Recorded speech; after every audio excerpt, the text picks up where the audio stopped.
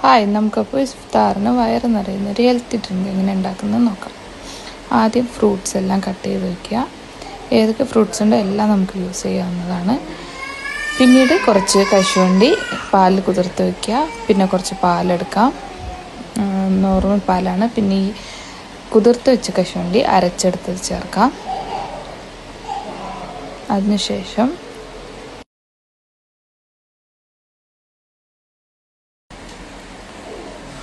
ഇനി നമുക്ക് കുറച്ച് മിൽക്ക് മെയ്ഡ് ചേർക്കാം.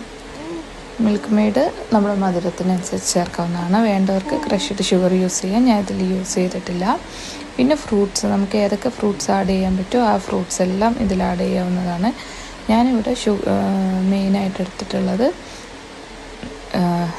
ഗ്രേപ്സ്, പൈനാപ്പിൾ, ആപ്പിൾ, അനാർ അങ്ങനെയുള്ളതാണ്. പിന്നെ അതിന് ശേഷം ഇത് ചവ്വരി വേവിച്ച് വെച്ചതാണ്, അല്ലെങ്കിൽ സാബുദാന എന്ന് പറയും. നമുക്കത് ചേർത്ത് കൊടുക്കാം. ഇതെല്ലാം ചേർത്തതിന് ശേഷം നന്നായി ഇളക്കാം. ഐസ് ക്യൂബ് വേണ്ടവർക്ക് ഐസ് ക്യൂബ് ഇടാം. ഇതിലേക്ക് ഇനിയിപ്പോൾ ക്രഷ്ഡ് ഷുഗർ വേണ്ടവർക്ക് അത് ചേർക്കാവുന്നതാണ്. ഞാനിവിടെ ഐസ് ക്യൂബ് ചേർത്തിട്ടുണ്ട്, ഷുഗർ ചേർത്തിട്ടില്ല. അങ്ങനെ നമ്മുടെ ഒരു ഹെൽത്തി ഡ്രിങ്ക് റെഡി ആയിട്ടുണ്ട്. നമുക്ക് ഏകദേശം സെർവ് ചെയ്യാം. എന്ന് വെച്ചാൽ ഇതൊരു ഗ്ലാസ് മതി നമുക്ക് വയറ് നിറയാനായിട്ട്. നല്ലൊരു റമദാൻ ഇഫ്താർ ഡ്രിങ്കാണ്.